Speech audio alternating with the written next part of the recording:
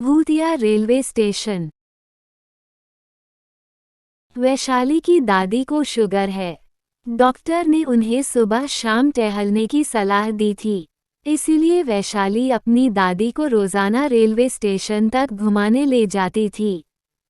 वैसे तो हरिपुर गांव की रेलवे स्टेशन खाली पड़ी रहती थी, लेकिन एक दिन वैशाली और उसकी दादी को रेलवे स्टेशन पर बहुत चहल पहल दिखाई दी।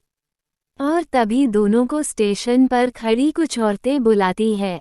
दादी कहती है, देखो हमें वो औरतें बुला रही है, चलो उनके पास कुछ बातें करते हैं, थोड़ा टाइम पास हो जाएगा।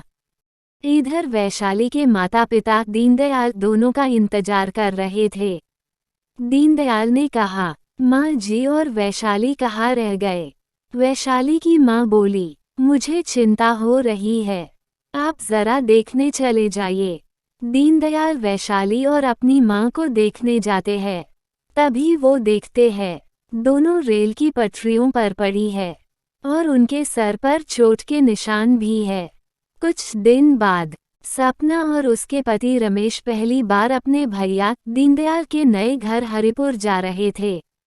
सपना कहती है, अजी जल्दी चलिए, हरिपुर मात्र एक ट्रेन जाती है और वो भी छूट गई तो हम वहां नहीं पहुंच पाएंगे। रमेश कहता है, हाँ बस तैयार हो गया, थोड़ा खाना खा लूं फिर चलते हैं। ट्रेन सपना और रमेश को रात के 11 बजे हरिपुर स्टेशन पर उतारकर चली जाती है। तभी एक अजीब सा बूढ़ा आदमी जिसकी शक्ल डरावनी सी है, वह चाय लिए उसके पास आता है और चाय के लिए पूछता है। सपना चाय के लिए मना कर देती है और दोनों कुछ और आगे बढ़ जाते हैं। अब एक औरत उनके पास आती है। औरत के चेहरे पर घाव के निशान थे और पैर उल्टे थे। उसे देखते ही सपना और रमेश तेजी से दौड़ते हुए भागने लगते हैं।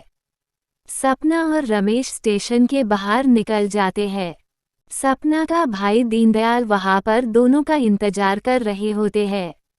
दीनदयाल दोनों को लेकर घर आता है।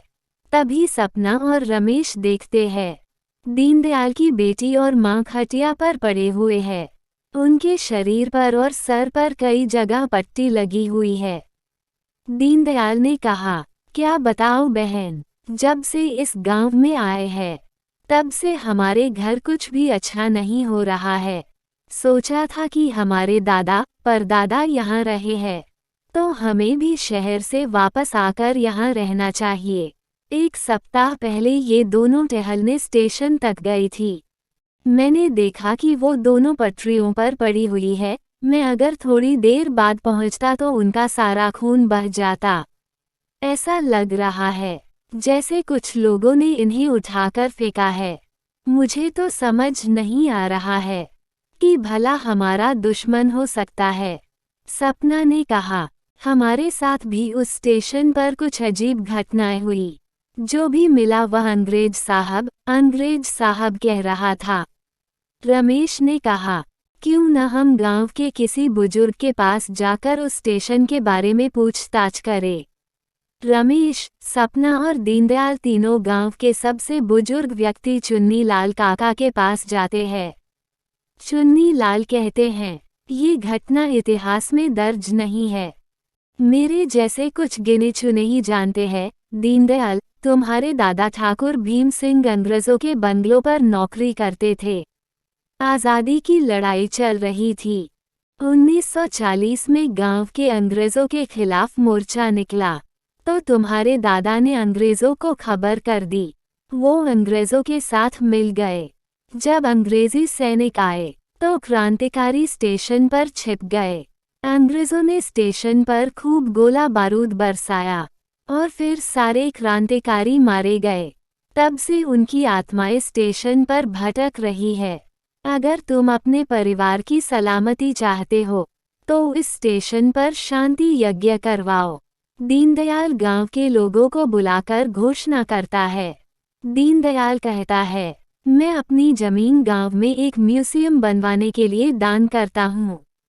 इस म्यूजियम में उन सभी क्रांतिकारियों के स्मारक बनेंगे जो 1940 में इस स्टेशन पर मारे गए थे। दीनदयाल गांव में म्यूजियम बनवाता है और फिर स्टेशन पर शांति यज्ञ करवाता है और फिर उसके बाद से हरिपुर स्टेशन पर डरावनी घटनाएं होना बंद हो जाती है। दोस्तों, आपको ये कहानी भूतिया रेलवे स्टेशन की कहानी कैसी लगी, प्लीज़ हमें कमेंट करके ज़रूर बताएं।